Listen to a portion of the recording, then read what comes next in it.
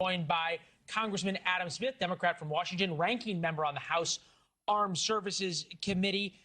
I know it would pain you, Congressman, to say that this administration had a massive success, but I think killing the Ayatollah and beginning to ferment regime change in Iran is unquestionably a good thing for the world. Would you agree? No, it wouldn't pain me at all to say they've had a massive success.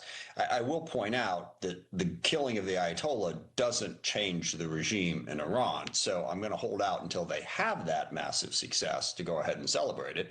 But yes, if there is a massive success, certainly. Look, I hope this works. I hope the Iranian regime goes away and the Iranian people rise up and build a better country.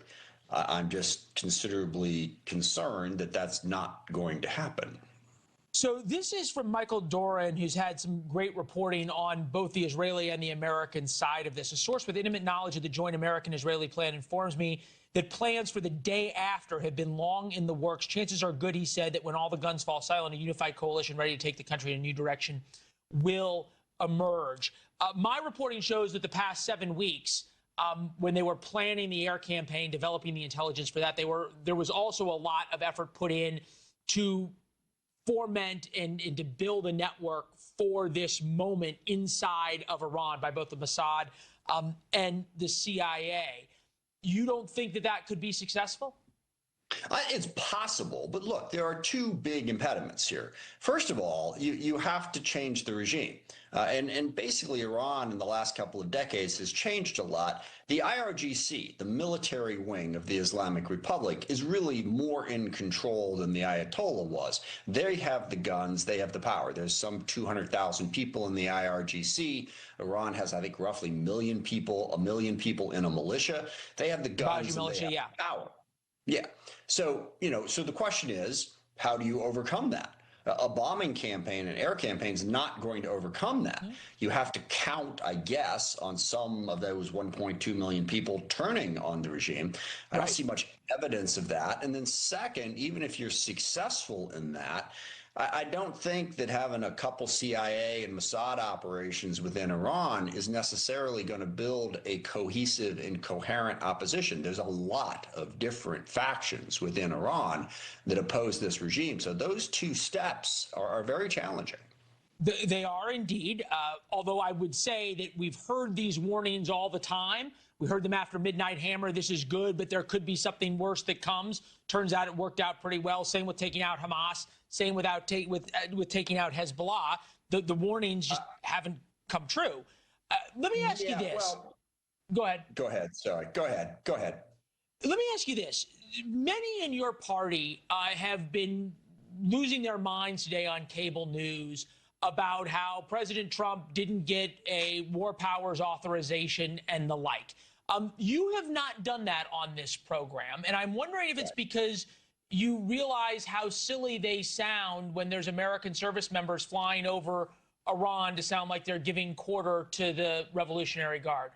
Whole bunch of different pieces to this. First of all, to say that somebody claiming that the president of the United States should follow the Constitution and come to Congress and ask for authorization to start a war, which this is, Leela, I don't think you would dispute this is a war.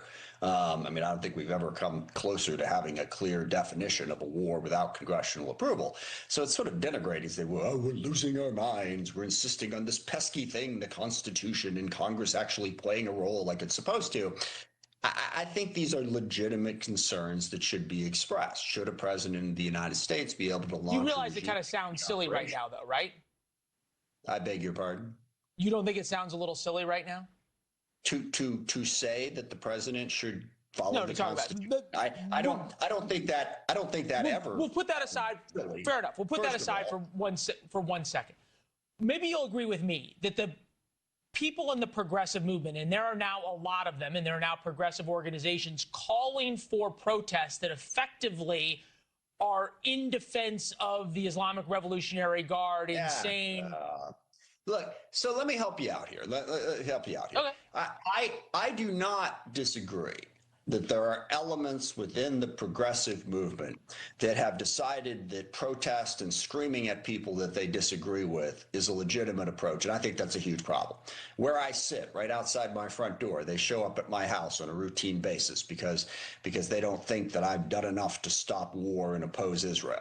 I'm battling with the Bellevue Police Department as we speak to try to get these people arrested. So you will not get an argument from me that there are certainly people within the progressive movement that are too extreme in that regard. No doubt about that. But that's not the same as saying that. Would you call them un-American? I beg your pardon? Sorry. Would you call them un-American? I just, insults are not really my milieu, if you will. I prefer to say what I don't know what things milieu means, but it's 10 o'clock. I've been up since 7 a.m. So sorry, I'll that's look not it up where tomorrow. I like to go. How is that? I don't like to say, I know you are, but what am I? Okay, I don't really like to use sort of this, well, you're un-American, you're a communist. Right. I'll just go ahead and say that I think it undermines our representative democracy if you seem to think that you should be able to show up and scream at people every time something happens that you don't like. I think that's a problem. All right. But however, I think saying to the president, okay, you've launched a war, so American troops are at risk. Therefore, no matter what that war is, no matter what you did, we have to blindly support it. And we can't say anything opposed to it because, yeah, American troops are at risk because of this. Well, and they're at risk right now. And I am with you that this is a war. I tend to think it's going to work out pretty well. You have questions about it. Come back and talk to us about it in a couple of days, Congressman. It's good to see you, sir.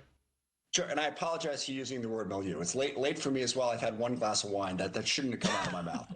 That was poorly stated. But yes, I think this is something we need to pay close attention to. Thanks for the chance, Leland. Thank you, sir.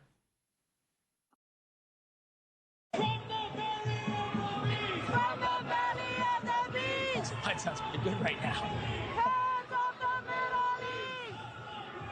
So that's New York City progressives. We were just talking about that, waving Iranian flags.